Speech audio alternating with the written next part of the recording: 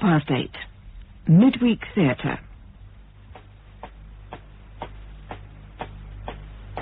John Pullen as Hastler in Saturday Roster, a play for radio by R.D. Wingfield.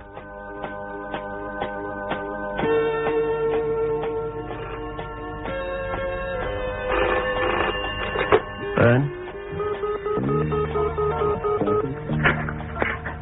Adams, they've just passed me. You sure it's the Wallaces? Positive. They've taken the Bellensley Road. Shall I follow? No. As long as we know where they are. Stay put and keep watching. If you want me, I'll be at the ministry. The ministry? On a Saturday afternoon? It's my turn for weekend duty. I'm on till midnight.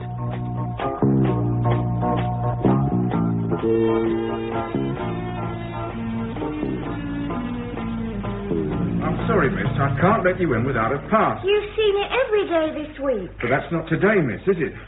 I'm sorry, but there it is. Please yourself. I'm not begging to work on a Saturday afternoon. If World War III starts and there's no one to answer the phone, you will explain, won't you? Trouble abroad? Oh, afternoon, Mr. Hastler. Young lady's forgotten her pass. Not again, Sally. Yes, again. All right, George, I'll vouch for her. She's on with me today. With you? I thought I was on with Mr. Shadbolt. We thought you deserved the best, Sal, so you've got me. Nip up and sort out the post, would you? We're late already. I'll be up in a minute. Yes, Mr. Hastler. I suppose you've got your pass, sir? I thought you'd never ask, George. There. Thank you, sir. I want the keys to Mr. Shadbolt's desk. You know I can't do that, sir. Here's my authority, George. I see, sir.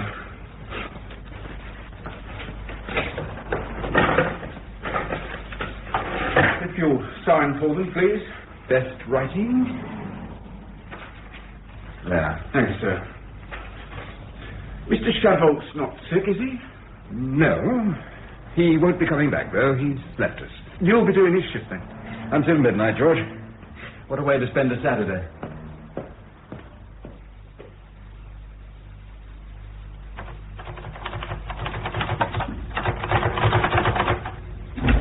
Hello, Mag. Sorry I'm late. I thought you weren't coming. Bit of trouble down below. I forgot my pass. Again? How did you get in? Mr. Hastler kindly vouched for me. Mr. Hastler? I thought we were on with Mr. Shadbolt. They must have swapped turns. I'd have swapped if I'd known I was going to be on with him. All right.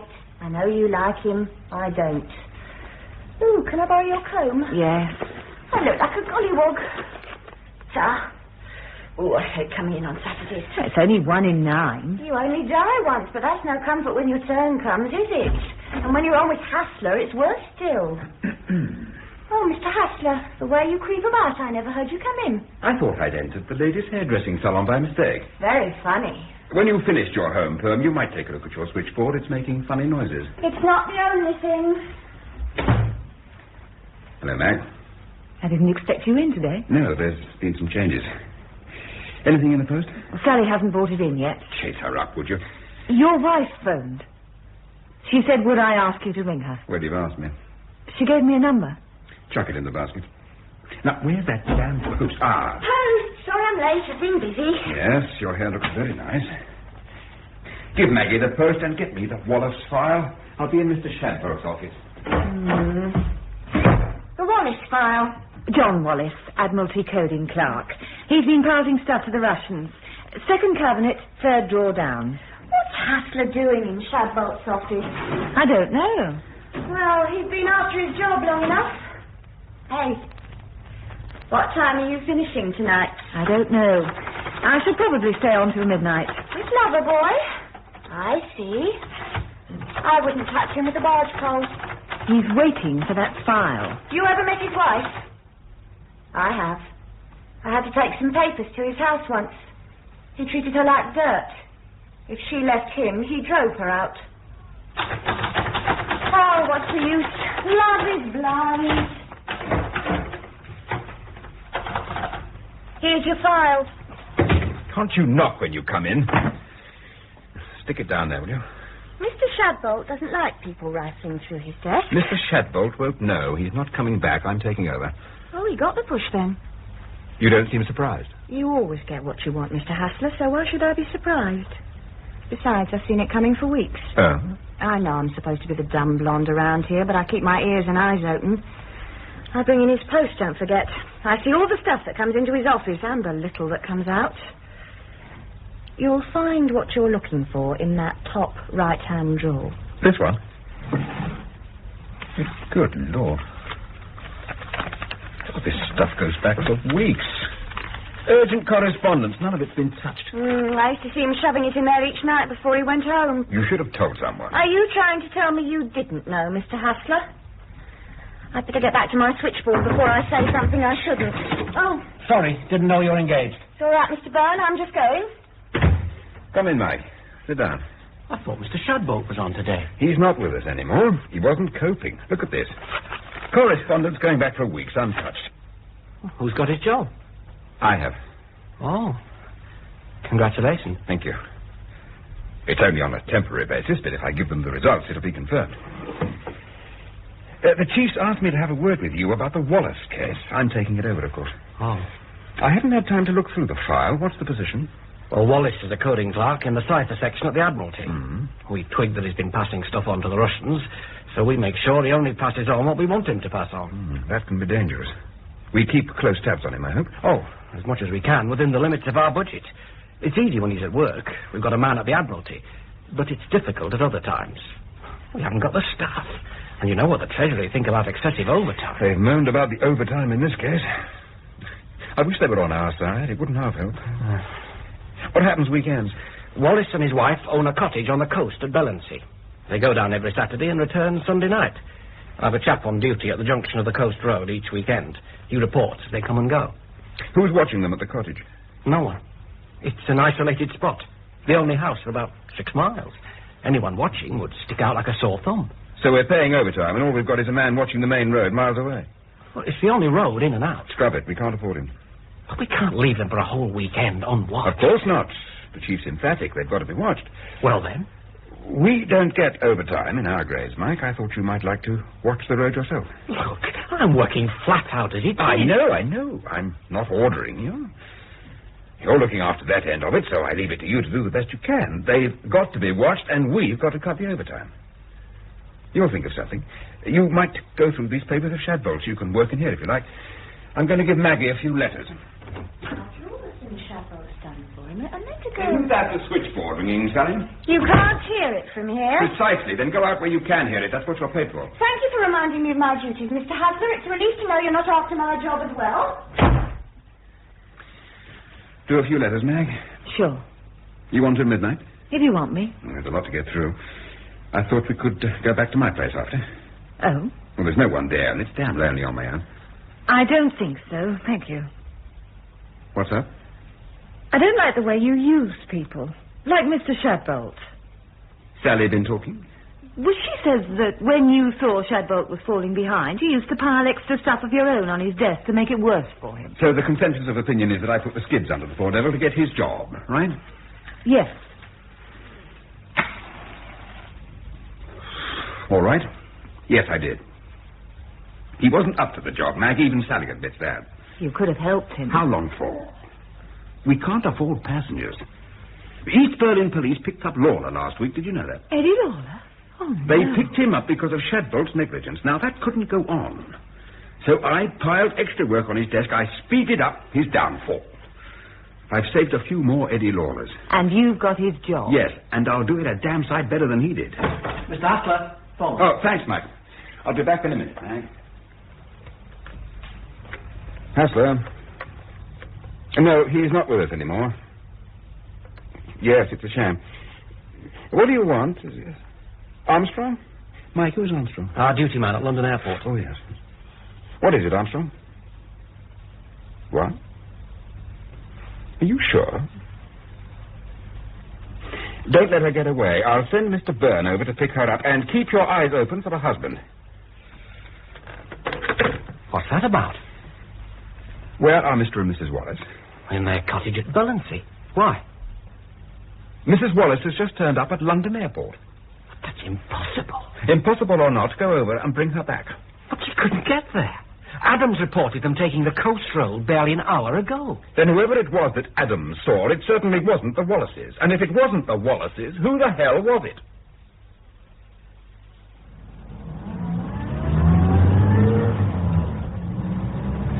Hey, navigator. Valerie, you can wake up now. We're nearly there. Oh, Gordon? Oh, where are we? Nearly there. That must be the Wallace's cottage up there on top of the cliff. Where's the sea? Look down there. What is it? Oh, I can't stand heights. Neither can I, but we've got to go a bit higher. We're so near the edge. It's all right.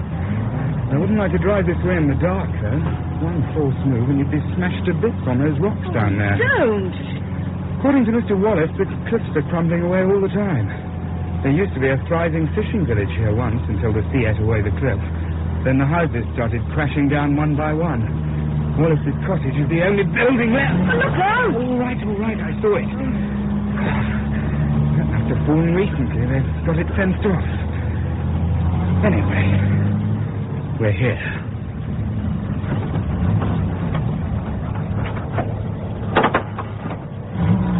How'd you get?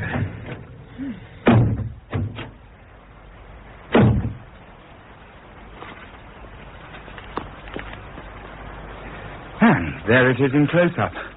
What do you think, It looks so lonely. There's not another living soul for 6 miles, apart from the seagulls. But then I didn't think you'd be looking for company on your honeymoon, Mrs. Graham. Mrs. Valerie Graham. I can't believe we're married. Well, it's 7 and 6 down the drain if we're not. Till death us do part. Oh, don't talk of death.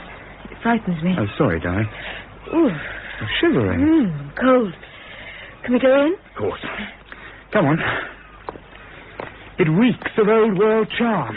Especially in the summer, I'm told, but then it's not on the name. Now, have I remembered to bring the key?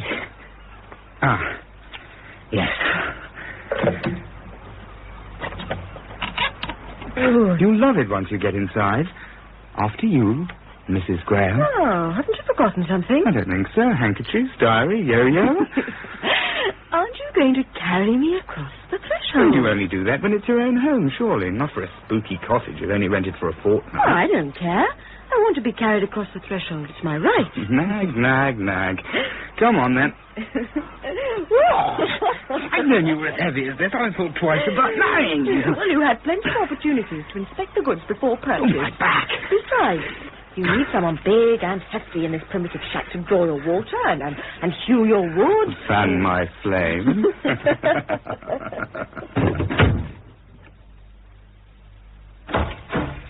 Bernard's just phoned. It's definitely Mrs. Wallace at the airport. He's bringing her in now. Oh, that's awkward. Oh, I say it's awkward. Why the hell couldn't it have happened while Shadbolt was still in charge? This will probably put the kibosh on my promotion.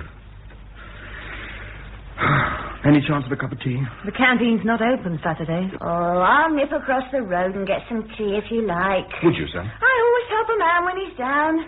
Besides, it'll be nice to get outside for a warm. Good girl.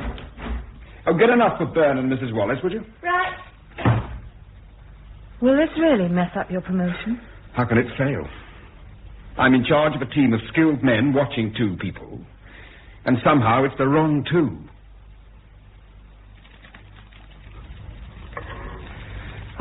The fire's coming along nicely. It's getting dark. And I'll light the oil lamp. Every modern convenience.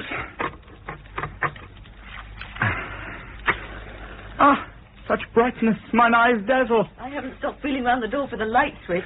Well, what do you think of the place, I haven't seen it properly yet.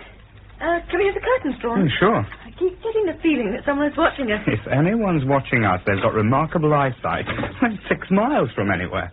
Perhaps.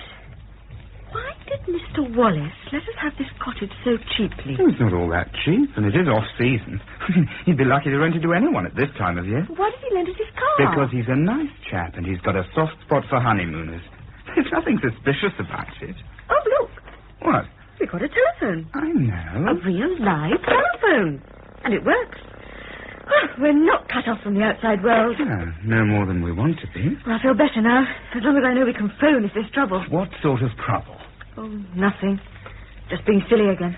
Yes, I suppose we can always dial Tim if we're not sure if it's bedtime. And, talking of bed... We haven't had tea yet. Oh, the Englishman's honeymoon. Everything stops for tea. I think the kitchen's through here. Bring the lamp, love, will you? Yes. Oh, dear. Oh, it's a bit primitive. Oh, but there's every modern appliance. A spit for roasting your ox, a grinder for your corn, even a hook for hanging your freshly slaughtered pig. Where's the tin opener for your baked beans? Hey, it just occurred to me. I never asked you if you can cook. I'll surprise you at tea time. And afterwards, I hope. Come on. The most important thing about making a good cup of tea is freshly drawn water. Where's the stove? There it is, lurking in the corner. Looks like the original prototype. Have you got the matches? Oh, they're in the other room. Hold on, I'll take the lamp with me. You don't mind the dark, do you? Well, be quick. I'll speed like love's winged messenger.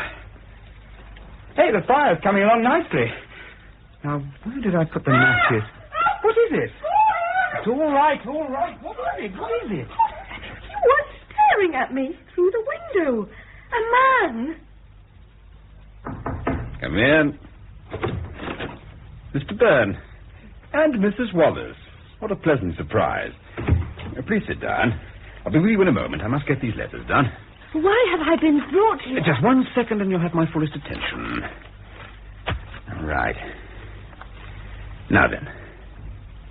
First, I must apologize for the lack of heat. The radiators are off. Must remind you of Siberia, Mrs. Wallace. Look, my name is not Wallace. It's Johnson. Mary Johnson, and I'm not married. God can hear you telling these lies, Mrs. Wallace. The lady's passport, sir. Thank you, Mr. Byrne. There, you see? My name. Johnson. I must congratulate your printer, Mrs. Wallace. A beautiful job. How is he on banknotes or insurance stamps? Yes? Ah, the tea. I haven't sugared them, so help yourself. Thank you, Sally. Just stick it on the desk. Isn't her hair beautiful, Mrs. Wallace? Does it all herself? You're not the police, are you? Did you think we were? This man said he was a policeman. I didn't say so, Mrs. Wallace. You assumed I was, and I thought it expedient not to disillusion you. Were you expecting to be picked up by a policeman then, Mrs. Wallace? Of course not. You just go along with any man who asks you to accompany him? Could get you into a lot of trouble. Well, you'd better tell us all about it. All about what? We don't like working on a Saturday, Mrs. Wallace. It gives us a sense of injustice. It doesn't put us in a nice frame of mind. The place is soundproof. We could forget the niceties. Drink your tea while it's hot. I want to phone my solicitor. No. It's a basic right. It's not a basic right in Russia. Neither is it a basic right in my office. Now, let's see if we can speed things up a bit. Let's see the file. You're Mrs. K. Wallace, 34 years old, daughter of Rear Admiral Lethbridge, deceased. Mother died last year. Married John Edward Wallace 8 years ago. No children. Did you know your husband was Russian when you married him? My husband is British. This is about your husband. He's been working in the Admiralty coding section for 7 years. Your father, the Rear Admiral, helped there, I suppose. Started feeding Jen to the Russians, but we didn't twig him until 2.5 years ago.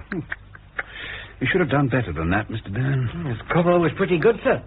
All his papers were real. There was a real John Wallace. Impeccable background. This one took his place. Have some respect for our opponents. Of course his cover is going to be good. You didn't expect him to have Cossack trousers and snow on his boots. What happened to the real John Wallace? As far as we can tell, sir, he went on holiday to East Germany some years ago and never came back. The Russian took his place. A package tour, I suppose. Oh, forgive us, Mrs. Wallace. We're neglecting you and talking shop. If my husband is Russian, I never knew it. Then why did you visit the Russian embassy 2 weeks ago? How did you know that? We've been watching you. Watching me? Surely you knew. No, I didn't know. We can't be as incompetent as we thought. Why did you go to the Russian embassy? To arrange a holiday. We wanted to take one of the in-tourist trips. Shouldn't you have gone to a travel agent? Yes, that's just what they said. Helpful people, aren't they? Oh, I'm sorry. Oh, how clumsy of me. That was your handbag. I'll get it. No, allow me. Ooh, wait a minute. Oh, dear, it's undone. Give it to me, will you? What do you think of this, Mr. Byrne? A gun. A loaded gun. You have a license for this, of course, Mrs. Wallace. No. Didn't you get your printer to print you one? It's a very serious offense for the wives of Russian spies to carry guns without a license, you know. I could overlook the false passport, but this... Where did you get it? My husband gave it to me. My wife's lucky to get the odd bunch of flowers. Let's see what other contraband goodies you've got. Keys, lipstick, money, perfume, airline ticket. First class to Paris. A single, I see. Yes, I'm not sure when I'm coming back. Oh, don't worry about it, because you're not going. We'll try to get you a refund. We're not obliged to, but it's a little service we offer to our good customers. And you are going to be good, aren't you, Mrs. Wallace? Where is your husband? Who are those two people in your cottage? Well, I've searched the gardens, Al. There's no sign of anyone. There was someone, a man. I saw him. A tramp? Or... Oh, he was too well dressed. Broke that door. There's no need. I'd feel safer. Afraid I'd run away. There. All right? Oh, Gordon, I don't like this place. Do we have to stay here? Of course we don't. You don't have to stay anywhere you don't want to. It's my fault accepting Wallace's offer. I should have asked you first. We'll move on. Find a hotel. How does that suit you? You paid 2 weeks' rent in advance. What does that matter? You're more important than a few pounds rent. Oh, Gordon. I'll go and pack. Oh, well, leave it till the morning, darling. The morning? Oh, can't we go now? Oh, no, not in the dark, Val. That cliff road's bad enough in the daylight. I don't want to risk it in the dark. We'll leave first thing in the morning, I promise. All right. We never did have that cup of tea, did we? Oh, dear. No. I'll do it. You just sit there and look beautiful. Well, keep the door open. Gordon? What? What's in the room next to our bedroom? What room? Well, it's got a padlock on the door. I was hoping you hadn't noticed that, actually. Wallace keeps the mummified bodies of his murdered ex-wives in there, swinging from hooks on the ceiling. I don't think that's funny. No, neither do they. See, you've laughed. Thank goodness. It's getting more like a wake than a wedding. Actually, I think he probably keeps his private stuff up there. Income tax papers, dirty postcards. What was that? Came from upstairs. There's someone up there. Take it easy, darling. I'll have a look. Well, no, don't leave me. Come with me, then. And bring the torch. Hold the torch steady, darling. There's the locked room. Right. Still locked. He's in there. He can't get out. Let's try the bedroom,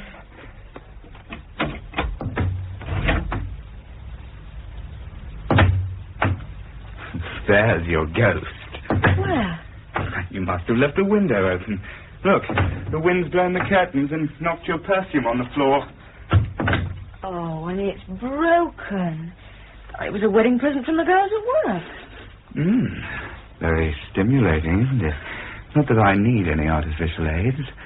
Hey, and that bed looks inviting, too. Do you mind? I'm a respectable married woman. Oh, I like the married ones best. It was just a ruse to get me up here, wasn't it? To lure an innocent lad from the straight and narrow. All right, woman, you win. Have your wicked way with me. I thought we were having tea. The kettle hasn't boiled yet. What time does your husband get home, my darling? Go, damn. A phone? Ignore it. It could be important. It's not for us. No one knows anything. Well, I'm going to answer it. I'll tickle you. Get off. Come back.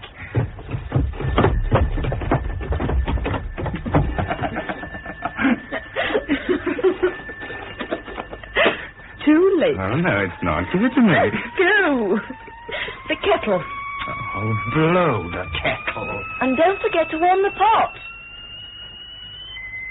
Hello? What was that? Hello? Hello? Berlin C 423. Yes? When we call your husband outside, Mrs. Wallace, don't go with him. We might kill the wrong person. Who is this?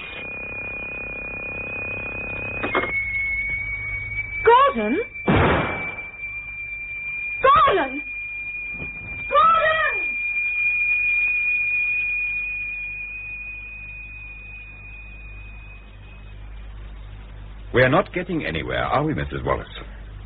Somehow I feel we're not getting your wholehearted cooperation.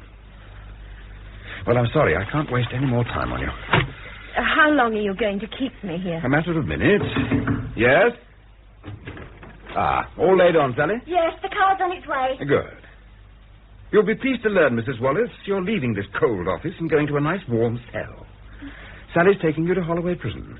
Prison? Unofficial, of course. They oblige us from time to time, and in return we let them use our photostat machine. How long will I have to stay there? As long as you like. Whenever you feel like telling me where your husband is, just rattle your tin mug on the brass and the wardress will make the arrangements.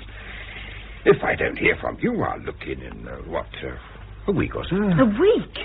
You can't hold me all that time. We can hold you indefinitely. Mr. Byrne is quite right. We may not have money in this office, but we have got dictatorial powers. It's terrible, I know, but you can't have a free democracy without a little bit of tyranny. Come on, Mrs. Wallace. Oh, Sally's taken a karate course, Mrs. Wallace. 3 of her boyfriends have broken arms and bruised egos, so I wouldn't give her any trouble. Damn. We've got nowhere. She seems frightened. Yes, but not of us. You'd better start getting your alibis ready. All hell's going to break loose when the chief learns of this little muck-up. We thought we were manipulating Wallace, and it seems he's been manipulating us. Wait a minute. What? She was surprised we knew she'd been to the Russian embassy. She said she had no idea we were having a watch. I believe her. So, why all the mystery? Why the fake passport? She wasn't trying to fool us. She didn't know we were onto her. So it wasn't for our benefit. What did she say to you when you picked her up? Oh, something like, you can't do this to me. I've got a British passport. Yes. Don't you see? They're not running from us, Mike. She thought you were from the Russians. That's who they're running from. That's who she's terrified of. The Russians. Get her back in here and I'll show you how to make her talk. Sally, bring Mrs. Wallace in for a minute. Change of heart and change of plan, Mrs. Wallace.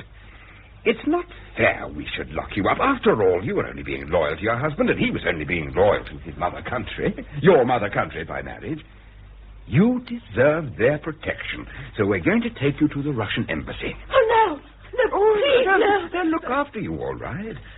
Radiators work all the time. Okay, Sally?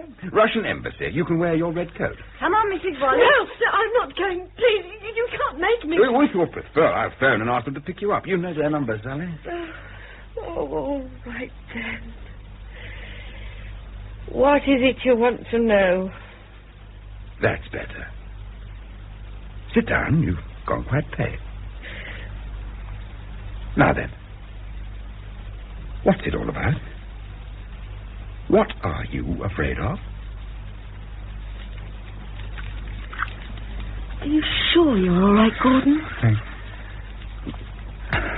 Just about. Another inch and I'd have been dead. Whistled past my ear. He was shooting to kill. Dreadful place. He thinks we're the Wallaces. What? The man on the phone. He called me Mrs. Wallace. I'm going to phone the police. Oh, it's no good, Gordon. I've tried. The phone's dead. I think the line's been cut. I can't get through. It's unobtainable. Get the exchange to check. I'm on to the exchange now. Oh, what? Oh, I see. Thank you. It's out of order. I think the line's down. Shall I get through to the local police? No, I don't want the police involved. I'll go myself. Sally, I want a car from the pool, the fastest they've got, not the baby Austin. Right. Carpool. Ask them the registration number. Yeah. Fast car right away for Mr. Hastler, please. And can I have the registration number? I don't know what time I'll be back, ma'am. Can you sign these? They're urgent. Oh, right. Okay. There we are. And here's my front door key. You sure you want me? Yes. I wouldn't ask you otherwise. Thank you. It'll be here in 5 minutes. And it's registration number PMT98L. Right, sir. Now, get on to traffic control, Scotland Yard, and tell them that, as I won't be observing any speed limits, I'd be obliged if they'd extend to me the courtesy of the trade. I'll phone from the other end if I can. See you, Mac. So, you're going round to his house tonight? You heard? I made a point of listening. You won't get much joy there. He'll use you like he uses everyone else. Oh, hello, traffic control. It's special security here. Our Mr. Hastler is travelling to Benedictine.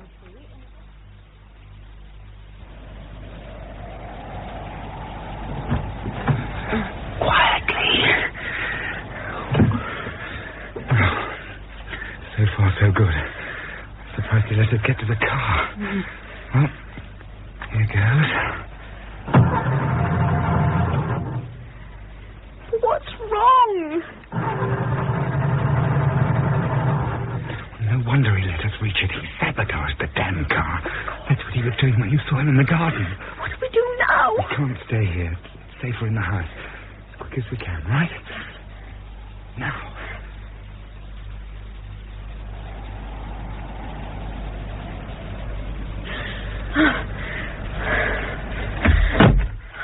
Are you all right? Yes. Good evening. Sorry to startle you. My name's Hastler. The door was open, so I came in.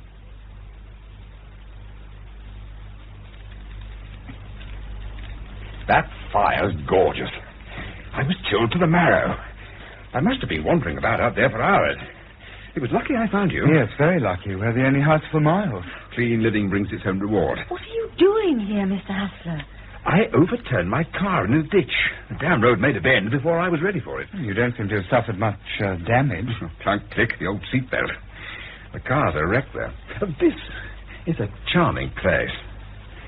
Have you lived here long? Oh, it's not ours. We've rented it for a fortnight. For our honeymoon. We were married today. Oh, congratulations. Today? Yes. So this is your wedding night? Yes. I suddenly feel unwanted. I'll leave at once. A phone. I'll get a taxi. It doesn't work. You sure? The line's dead. Oh, you're right. Dead, and never called me mother. Never mind. I'll walk. Oh, please stay, Mr. Hastler. Huh? We're in terrible trouble. Trouble? There's a man out there with a gun, and he's trying to kill my husband. A gun? Good Lord. Yes, he's already had one shot. Missed me by inches. He sabotaged the car and cut off the phone. Turn down the lamp a minute. I can't see any. Ah. Yes. He's got you pinned down all right, isn't he? You can turn up the lamp, huh? He's in a good position. He could stay there for days. When do you expect anyone to be passing by? No one does pass by. We're miles off the beaten track. He thinks we're the Wallaces. He phoned and told me not to go outside or I might be killed as well as my husband. He called me Mrs. Wallace. The Wallaces being the people you rented the cottage from? Yes. Are they friends of yours? No. We saw the cottage advertised for rent, and it seemed just what we wanted for the honeymoon. Secluded position, near the sea. It didn't mention men with guns as one of the attractions. So you wrote to Mr. Wallace? Yes. He asked me to meet him one lunch hour, and we did the deal there and then. The rent was so cheap I couldn't turn it down, and he even said we could borrow his car, as it was difficult to get to. I haven't got a car. Sounds a nice chap. What did he look like? Ordinary. About my build. Yes. He would have to be your build. Did you meet him, Mrs. Grant? No. Gordon made all the arrangements. Do you know, by the strangest coincidence, I have met Mrs. Wallace, and she looks remarkably like you. You've met her? Yes. Isn't it strange? Many people at your wedding? Just the two of us. None of your relatives there? Well, we've no relatives living. Oh, that is sad. You got a house yet? Not yet. My firm's transferring me up north. That's why we're married in a hurry. We're going straight up there after the honeymoon. We'll live in digs until we find something. Wallace couldn't have believed his luck. Shall we tell him about the locked room? Locked room? Oh, the door to the left at the top of the stairs. I expect he keeps his private stuff in there. I have a burning desire to see what's inside. Oh, I'm afraid you can't. It's locked and padlocked. I have some small skill in lock-picking. Don't worry. I'll have it open in a flash and no one will be any the wiser. But I won't leave a trace. Oh. You stay here. I've got a torch. I'll take the poker. Just in case. Just a moment. Oh, Gordon. Right,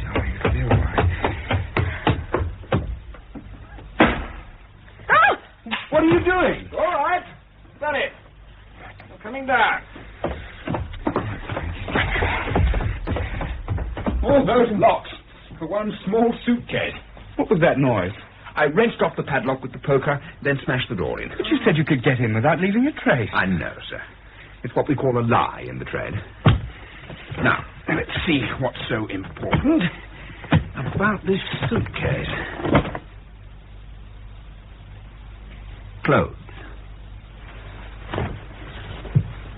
Nothing but clothes. Gordon, that dress. What about it? But don't you recognize it? It's the same one as I'm wearing. And that trouser suit, those slacks. They're all copies of my clothes. Anyone recognize this natty gent's terraline suit? Show me. You were wearing a suit like that last week. It could be the same one. Except that mine's packed in the trunk. The same build as the Wallaces, wearing the same clothes. You even come down in the same car. No wonder the poor man with the gun mistakes you for them. Are you trying to say that we were deliberately lured down here so I would be killed instead of Wallace? Dastardly, isn't it? But then he did reduce the rent to compensate. Any idea why your car won't work? No. Could it be because this was missing? The rotor arm. I nearly tripped over it on the path as I came in. He must have dropped it in his excitement. Look, do you think you could keep moving the lamp about, make a bit of a noise, anything to keep his mind occupied while I nip out and try and get your car going? I'm a dab hand with engines. He won't let you get near it. He doesn't know I'm here. I sneaked in. Another thing, I'm a dab hander. Keep the old lamp moving. Mr. Hastler, are you from the police? Good heavens, no. I'm from a broken-down security organization. Won't be long. Oh, what do you think? He seems to know what he's doing. In fact, he knows a lot more than he says. You shift the lamp, I'll make a noise. Hey, what was that? What? He called out. Well, I didn't hear anything. I'd better see if he's all right. Oh, no, Gordon, no! You don't want me to leave him out there. Well, be careful. Oh. Well, where are you, Gordon? I can't see you. Oh! Gordon! It's all right. Get back in the house.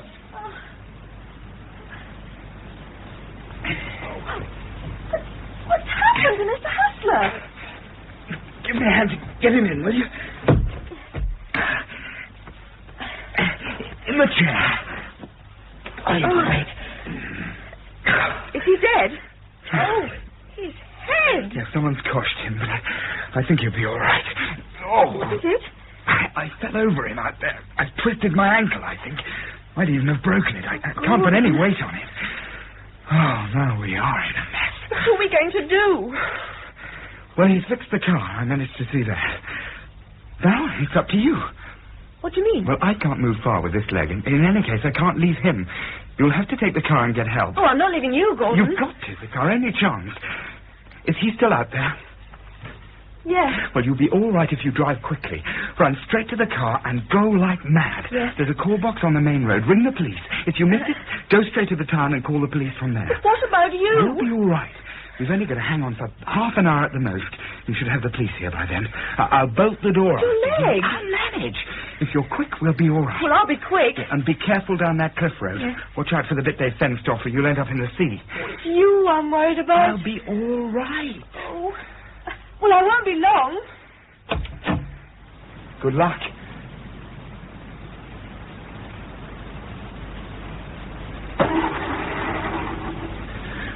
Start, damn you. Start.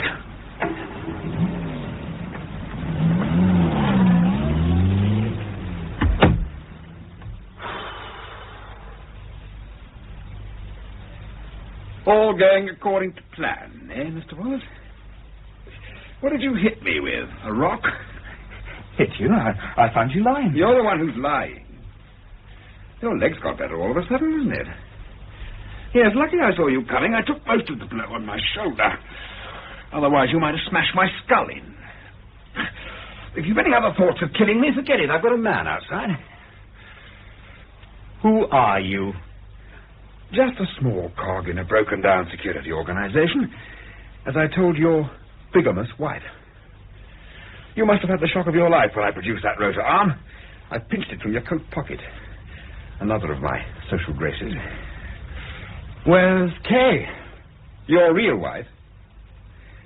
Safe and sound.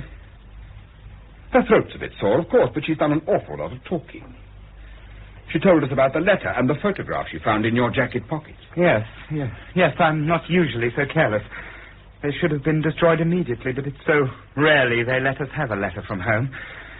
My wife didn't know, of course. She misunderstood about the photograph. My father sent it to me. It was of my sister. She was 10 years old when I left home. She's grown up into a pretty young woman. Yes. I saw the photograph. And wives finding photographs of pretty young women in their husbands' pockets are apt to jump to the wrong conclusion. She wanted to know what the letter said. So she took it round to the Russian embassy for a translation. And that really put the pussy among the pigeons, didn't it? She'd found out too much. She'd blown your cover. She had to go. Yes, they ordered it. The KGB. She was a danger. It had to be an accidental death, so no blame could attach to me. So I could go on working at the Admiralty. I'd married her on their orders. There was no real love at first, but after 8 years, My marriage was completely the opposite. Why didn't you tell them to go to hell? No, you don't do that for the KGB. Besides, if I hadn't cooperated, they'd have done it on their own, ran her down in the street or something. So you bigamously married this other poor girl just to provide someone to be killed instead of your wife? I love my wife. I don't care who is killed as long as it isn't her. Who's that? It'll be my chap. Come in, Bern. Well? The chap with the gun and another man have gone off in a motorboat, sir. Mm-hmm. The KGB boys. Let them get well away before you bring the car up. They moved the fencing away from where the cliff had collapsed. They meant for her to drive over the edge. Is she all right? As if you cared. She's not all right, is she, Bern? No, sir. We didn't interfere, as you said. She went over the edge and smashed to pieces on the rocks. You let her die? It was necessary, Mr. Wallace. Your masters will be assured of your loyalty and will carry on using you without question. But now you will be working for us, telling us everything they want to know, so we can provide you with the right answers. And if I refuse? You love your wife, Mr. Wallace. We take her to your embassy. Let them see how you've both deceived them. It's a dirty game, isn't it? See if the phone's working, would you, Ben? Right, sir. Okay. Must have reconnected the wire before they left. They're damned efficient. Get the office, will you? There's 5 minutes to midnight. And we're not on again for another 9 weeks. Minister? Duty office, please. I'll take it. It's all worked out quite well, hasn't it? We can tell the chief this is how I planned it all along. Oh, hello. May I just caught you then. Yeah, they're all tied up this end. What letters? Oh, shove them in my desk drawer. Anything as long as they're out of sight. My place? No, of course I hadn't forgotten. Look, don't put the letters in the drawer. Bring them with you. And you might fetch your shorthand notebook at the same time. In Saturday Roster by R.D. Wingfield, Hastler was played by John Pullen, Gordon, Sean Probert, Valerie, Emily Richard, and Byrne, David Goodison. Sally was Frances Jeter, Maggie, Jean Trend, Mrs. Wallace, Elizabeth Morgan, and the porter, Peter Pacey. Other parts were played by members of the cast. The producer was Kay Patrick.